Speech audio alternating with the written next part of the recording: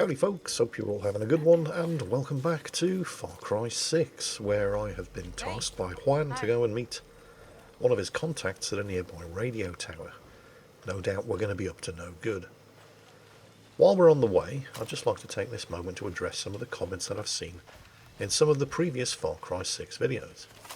First, and this one wasn't quite as common as I was actually expecting it to be, people complaining about the whole woke gender politics thing, with being railroaded into playing a female protagonist in a game that seems to have nothing but female antagonists.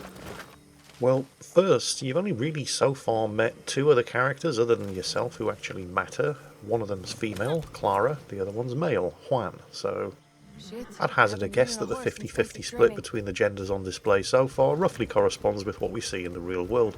Secondly, the player character. You don't have to be female, you can choose a male player character.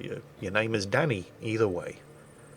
So, guys, calm down. You're going to give yourselves an ulcer if you keep getting angry every time you see a female character in a video game. Next, the whole issue of whether or not you're playing a communist revolutionary. And I do have to admit, this was the sort of thing that I was expecting to ruffle a few American feathers. I didn't expect the rest of the world to care. The rest of the world didn't seem to care, because it's not important. And the number of actual Americans who seem to get their knickers in the twist over the idea of whether or not you were actually playing a Marxist revolutionary was actually on the small side. Most people did seem to accept that, one, it didn't really matter either way, and two, I was only really making a big deal out of it for comedy value. And of course, I have to admit that my basis for claiming that you were actually playing a communist revolutionary in the first place was based on only the most slim of evidence, nothing that would stand up in the court of international inquiry. Honestly, there is so little clues in the game that you're playing a communist revolutionary that I don't even know why I bothered bringing it up in the first place. Next, and this one's my favourite. It was mentioned that the bad guy, El Presidente Anton Castillo, has an army of 300,000 people. And several of you thought that this seemed a little excessive for an island the size of Yara. Well, how big is Yara? I mean, the map seems pretty big, but we don't really have any kind of context. So from here, in the county of Lasagna, which is kind of in the central northern end of the island, at this lookout post you can quite clearly see the capital of Esperanza, and El Presidente's palace standing proudly in the centre of it. Now, I'm no geographer, let's make that clear right now. But if we imagine that we're looking at the Empire State Building in lower midtown Manhattan, and we're standing at the far northern end of Manhattan looking at it, the proportions would seem about right, which would suggest that Yara is about twice the size of the island of Manhattan. Manhattan has an area of 59 square kilometres. It has a population of 1.6 million, which means it has a population density of 70.8 thousand people per square kilometre. We've guessed that Yara is about twice the size of Manhattan, but we don't know the population of Yara, but we do know the population of the Yaran military, 300,000. Which means that the population density of the Yaran military alone means that we should expect to be seeing well over 6,500 Yaran soldiers per square kilometre. We should, quite literally, be seeing a Yaran soldier, well, perhaps not seeing if they're hiding, but a Yaran soldier hiding behind every tree, rock and bush. So where are they all? Next, let's talk about the bugs. Now, with 40% of the game completed and 30 hours played, I do have to admit that I have not yet so far come across any kind of game-breaking bug that's absolutely stopped my progress dead in its tracks. I have seen an awful lot of amusing glitches. I don't know what they make the horses of in the Caribbean, but it seems to be titanium. Whoa. Either that or they construct all of their fences, rocks, trees, and vehicles out of candy floss. Go. Also, while we're on the subject of horses, horse theft in Yara seems to be about as common as bicycle theft in Amsterdam. We've been receiving reports that people are quite literally having their horses stolen from underneath them. Also, supply drops. You can see one of them right here. The whole idea behind these things is that they get parachuted in and then everybody basically rushes to try to recover the materials and a furious firefight breaks out for ownership. Except nobody seems to care. I wasn't even rushing to get to this supply drop. I didn't know it was here. I just happened to see it.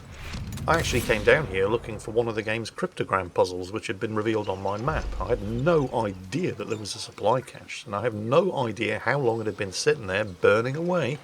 Yaran troops, who should have been rushing to recover the supplies, standing completely oblivious to its presence, no more than 100 metres away. If I was to say that the game was kind of riddled with bugs like this, that wouldn't be much of an exaggeration. Hey. There's a general lack of polish throughout, but none of it actually makes the game impossible to play. But the bugs don't really bother me that much. If Far Cry 6 was more serious a game than it is, it probably would, but the game doesn't really take itself that seriously. It's a bit more like Just Cause than Far Cry in that respect, and so the bugs are more amusing than annoying. Anyway, with all of that out of the way, let's crack on with the story. Danny, some tyranny 101. Checkpoints lock down the movement of people across Yara and will shred your tires with goddamn road spikes. Well, unless you got a horse.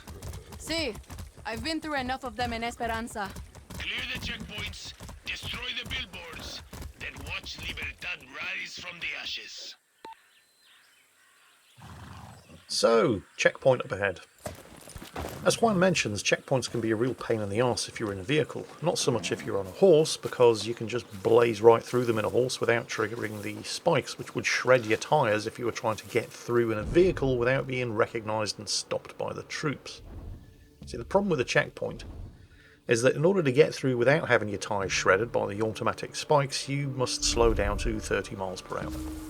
And if you're travelling that slowly, that gives the troops manning the checkpoint time to realise that there's a bandit driving through. Oh, hang on, that horse seems to have found the only tree in the entire island that isn't actually made out of candy floss. Fine.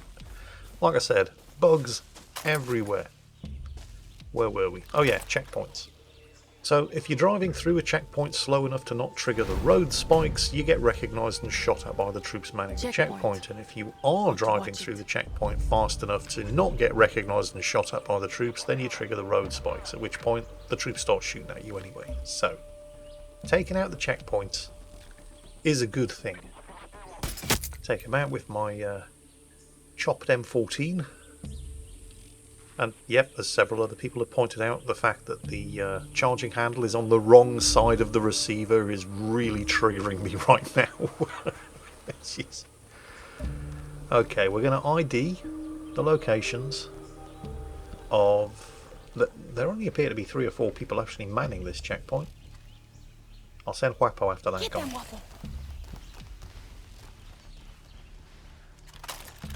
Oh, and I've just spotted an alarm. So we don't want them calling in reinforcements. I'll take that out. Done. Take out the officer. Done. Guapo doesn't look like he needs too much help with that guy, but we'll help him anyway. And there we go. Objective completed. We just need... Oh, hang on a second.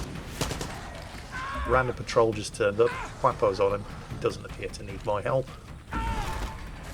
And now we need to take out the propaganda billboard. I'm not entirely sure how this is relevant, but it's something that you have to do. There it is. I'll just use this handy grenade launcher. And hooray!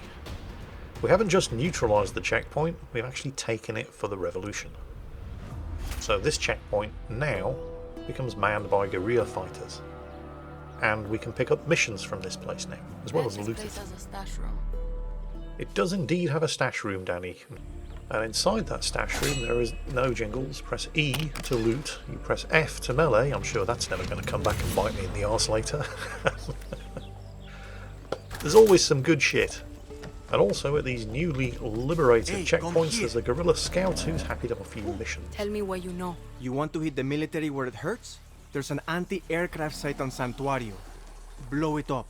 Thank you. Oh, hang on. What's this? Looks like a key. Why would there be a key hanging here? What key is it?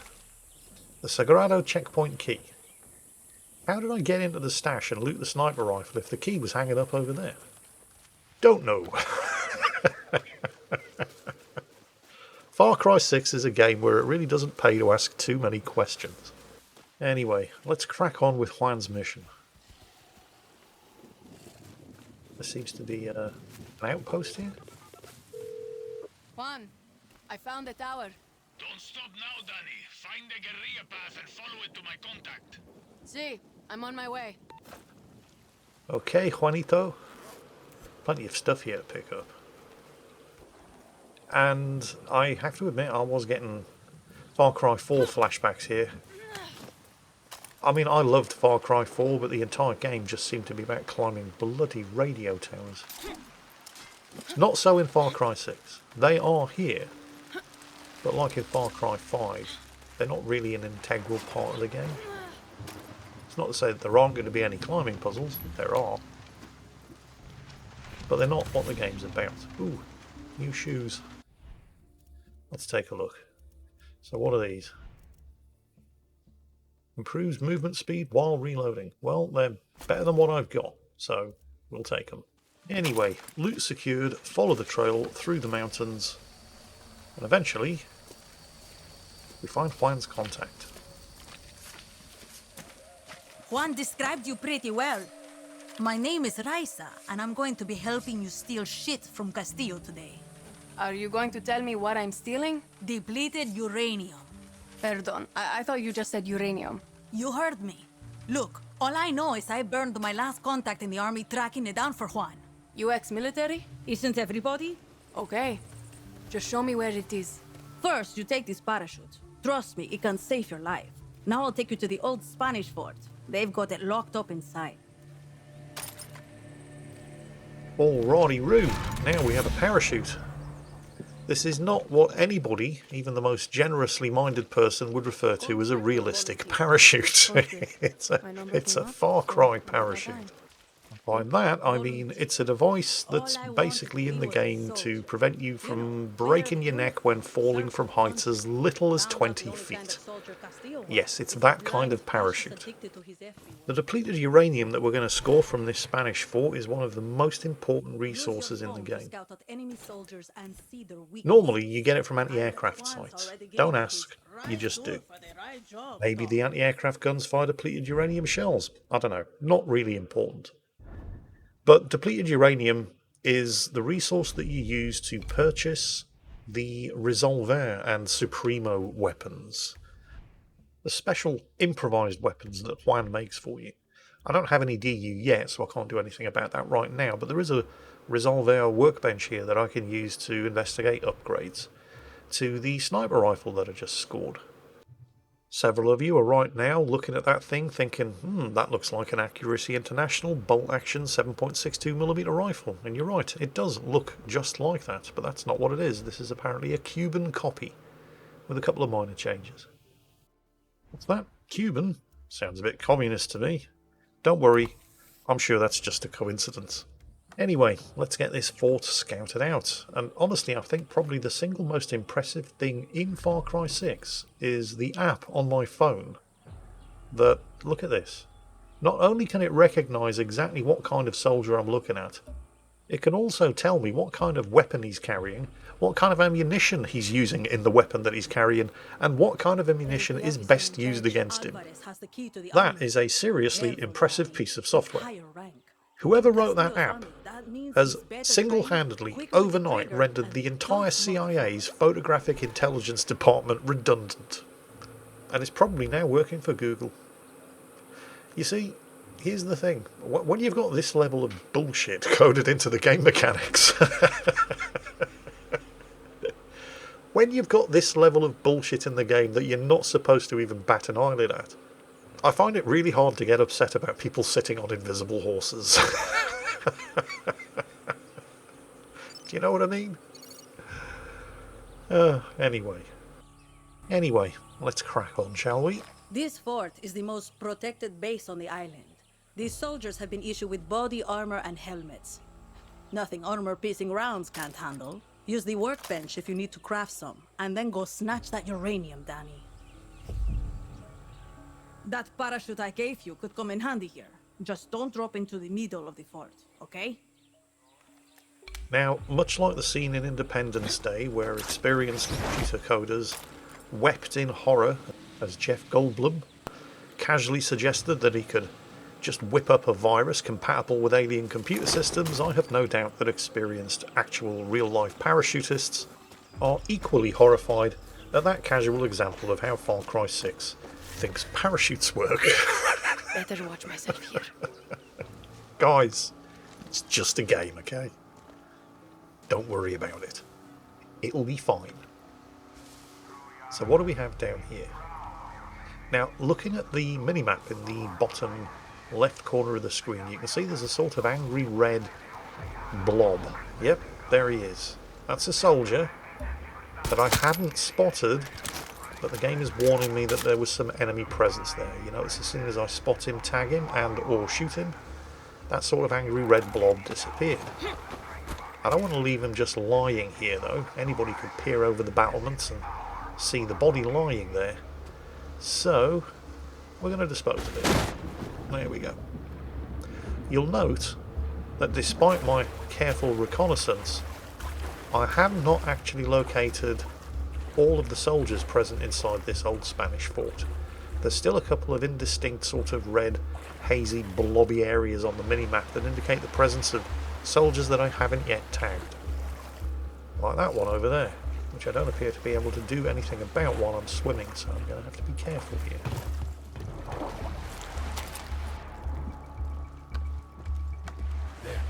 Okay.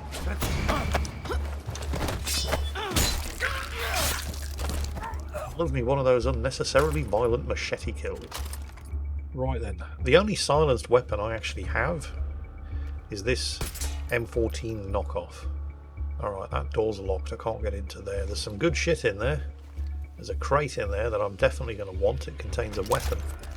But I'm clearly going to have to get a key for this place first. So, yeah. This, I can't even remember what they call it. It's like the SOCOM version of the M14. This is the only weapon I have that I've modded to fire armor-piercing ammunition, which I'm going to need in this place. Fortunately, it's also the only weapon that I have that I've been able to fit an improvised suppressor to, which appears to be constructed out of an oil filter and an old bottle of cooling fluid that seems to be stuffed with a sock. I'm sure that would probably actually work once, but the way Far Cry 6 demonstrates how effective your suppressor is not at all realistic. It works well for the first couple of shots, but if you don't give it a chance to cool down, the effect is minimalised. As you can see here, as I make a complete mess, taking out the officer. As you fire each shot, the suppressor gets hotter and hotter until eventually, and very quickly in the case of this early improvised suppressor, it just has no effect at all, until you allow it to cool down again. Not terribly realistic. I mean, yeah, sure, when you use a suppressor it does get hot, but it doesn't get that hot that quickly, and it certainly doesn't burst into flames. But, yeah, whatever, it is just a game. One other slightly unrealistic thing that I was a little bit more concerned about in a game these days is that a 7.62 by 51mm NATO full metal jacket rifle cartridge is not capable of punching through a piece of plastic tarpaulin draped over a chain link fence. Really? Apparently yes, really. Shooting through concealment is not something that you can apparently do at all in Far Cry 6, which is really disappointing. For a modern game particularly. Other issues, of course, which you may have noticed, some really terrible textures. At first I thought that this was as a result of my having downloaded and installed the HD texture pack, assuming that it contained some bugged textures. Bizarre though that may sound, low resolution textures being the fault of an HD texture pack, but that turned out to not be the case. The key. This should get me Juan's uranium. Even after uninstalling the HD texture pack and to be completely honest, not really noticing any difference in the quality of the high resolution textures, I still got low resolution texture issues, particularly on things like maps, items of clothing, and the dashboards of certain vehicles. There is a general lack of polish in Far Cry 6 where this sort of thing's concerned, particularly with the textures. And it's a shame because, as a whole, the game does look very, very good. And when you do get some really janky textures, like on the map that we took a quick look at just now, it really stands out from the overall, generally high level of quality. I appreciate that it probably does sound like I'm really ragging on the game here, but, well, I am really enjoying playing it, despite its faults. And, you know, these are the sort of things that we shouldn't just let go. They deserve to be commented on. No, Jingles, you press E. Not F, that's your melee attack. I'm sure that's not going to come back to bite us in the arse later. Right, what's in the cache? What we got? Some gunpowder? That's nice. It's not what we're here for, though. Ah, there it is. Depleted uranium. The uranium. Juan, you didn't fucking tell me I was stealing uranium. It was supposed to be a surprise. Now bring it back to me. What if this shit kills me? It's depleted uranium, Danny. Stop being such a pussy. Fair enough. Now that I've got the key, there was a weapons crate in the basement. Basement's not really the right word, is it? Downstairs, down here.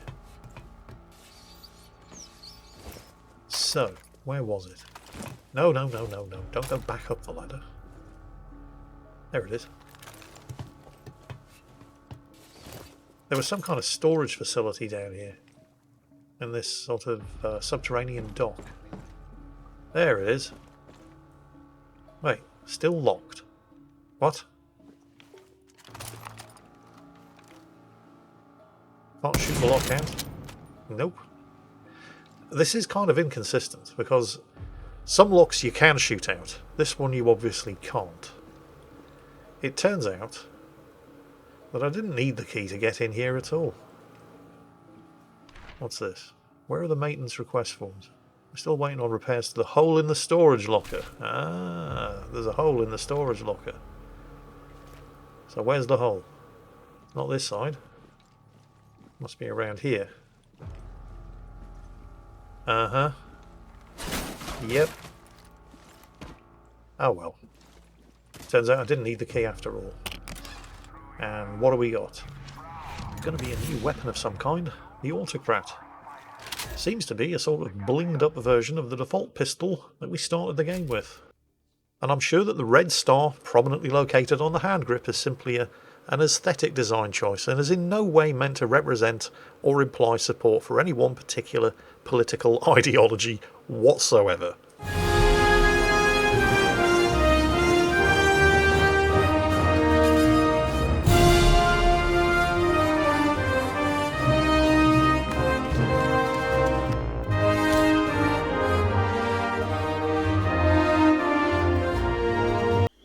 Honestly, I have no idea where people get these ideas from. I think you're all just reading far too much into it.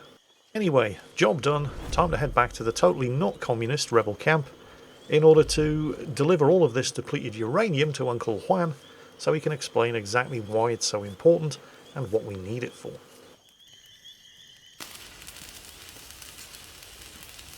Oh yeah, Juan. This is Resolver, Danny. Depleted uranium. Soviets left these sexy byproducts of nuclear enrichment behind in the 80s. Yankees use it for tank armor and bullets. Crazy assholes. Sounds dangerous. You'll be a fucking superhero, Danny. Lita and I used to sneak these into the orphanage. Essential reading while waiting to fuck up convoys in the mud. A guerrilla must be a sponge for inspiration.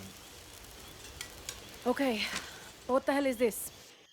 This is a supremo.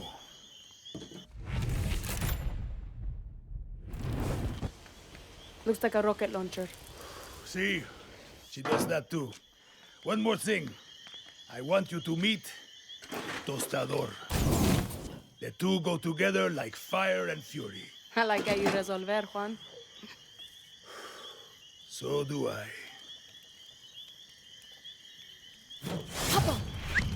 Hola. You're new around here. Supremos are like a good lover. Or a great sandwich. Are you just hungry, Juan? Yes, but I'm talking about layers, Danny. Head to the workbench and I'll show you. Alrighty. Supremos aren't just simple tools of destruction, Danny. They carry gadgets that can make your dreams of chaos come true. Let's take a look at that Supremo. Juan, I'm not questioning your genius here or anything, but I do have several safety concerns with the rocket launcher that you just strapped to my The arse. special ingredient that makes this all happen is Supremo Bond. You need it to make your gadgets. Pick a gadget, Danny. This is a safe space. There's no wrong answer here. Well, with the limited materials that I do have available at this early stage of the game, there aren't that many things that I can pick, but I think we're going to go with dynamite. Dynamite's looking pretty favourite, I have to admit. Excellent. Now go talk to Clara. Time to give that Supremo a workout. We need to talk.